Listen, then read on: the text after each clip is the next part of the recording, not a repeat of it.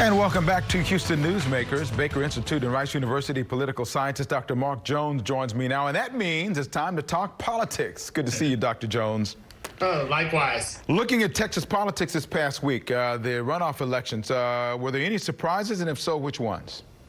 Well, I think one of the surprises was that Royce West came so close to MJ Hager.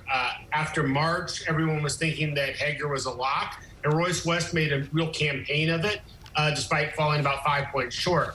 Another surprise was that Troy Nails just creamed Kathleen Wall down in Congressional District 22, Fort Bend County and Northern Brazoria County, and a bit of Harris. Beat her 70% to 30%, despite the fact that Wall spent over $7.2 million on her race. That's the second loss she's had. She spent $6.2 million to finish third back in 2018 in Congressional District 2. We'll have to see if she comes back in 2022 in another district.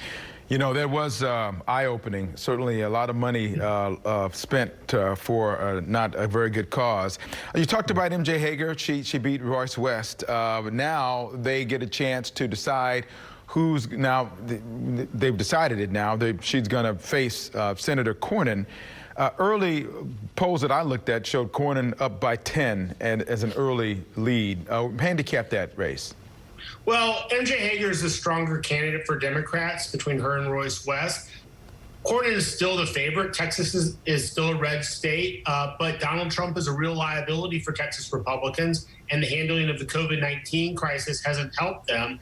MJ Hager has real possibility as a decorated war veteran, as a mother, and as an Anglo woman. She has the ability to reach into the Republican Party and pull out some of those Anglo women that the Republican candidates need to win about 60 to 65% of in order to win an election statewide. While we're talking Senate, what happened around the country might change the balance of power in the U.S. Senate. I know a lot of folks are watching what's going on there.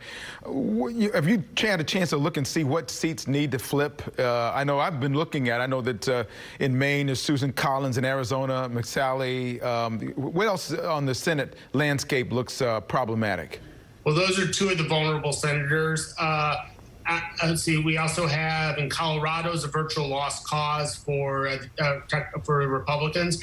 Two other really vulnerable seats are in Georgia: Sonny Perdue and Kelly Loeffler, and Tom Tillis in North Carolina. Democrats only need to win 4 of those to take control, even if President Trump is victorious. And if they have a net gain of 3, then they're in good shape to actually control the Senate with the victory of Joe Biden and the vice president making the tie-in vote. So I think right now things are looking very good for national Democrats to take control of the Senate in November. So now that's even with now Doug Jones now against, he is, in the Senate race in Alabama.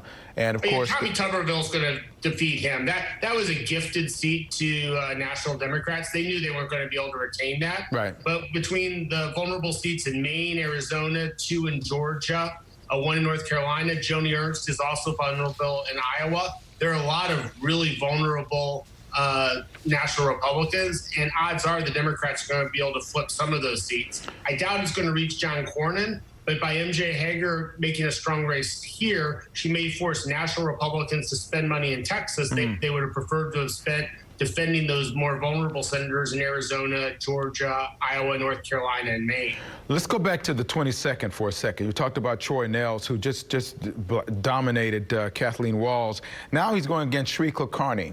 And right. Sri Kulkarni, maybe a lot of people didn't know him very well, but he came pretty close to Pete Olson in 2018. So what do you think about that race?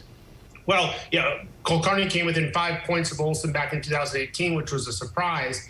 This time around, Nails is far and away the stronger candidate. I think if Kathleen Wall had won the primary, Kulkarni would be the favorite. The 22nd is still a district that leans Republican.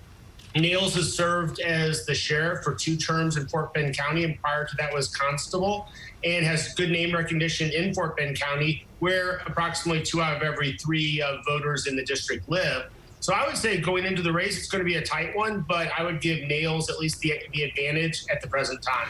We've got an interesting race down in the valley. Will Hurd retiring, and the battle there, a couple of Republicans fighting out. There were single digits in terms of not percentages, but of votes to see who wins that. But they're going to go against a Democrat who actually has a pretty good recognition down there in that part of the state. Does she not?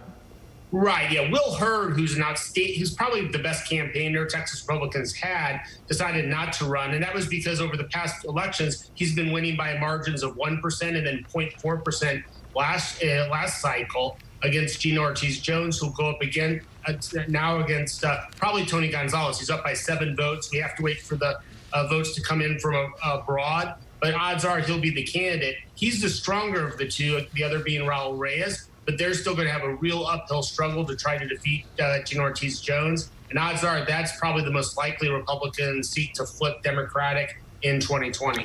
Got a minute left. The polls, if the polls are to be believed, and that's sometimes a suspect, the pandemic response has seemed to hurt President Trump at this point. Is it too early to look at those polls, or what can you tell us about what happens now when someone is up, as Biden is a presumptive nominee, up by double digits against an incumbent? What's the history say? Well, right now, things are looking very bad for President Trump across the country. Biden's up in many of the battleground states, and right now, many handicappers have a majority of the battleground votes already going to Biden before we even look at some of the more leaning states. I would say if I were in the Trump camp, that probably the one sort of thing you can hold on to is Joe Biden hasn't really been campaigning. He's been able to deal with the media on his own terms. And at a certain point, the media are going to have to, at the national level, are going to have to start focusing on the Biden campaign, what it's going to do. And the Trump campaign will begin its negative campaign against him. So I would expect Biden's numbers to come down. So we're probably at a low point for President Trump right now and a high point for Joe Biden as we move towards November, assuming the country doesn't implode at some point in the fall. Well, let's hope not. Dr. Jones, thank you again, sir. We'll chat again as we get closer to November, okay? Okay, I look forward to it. All right, thank you, sir.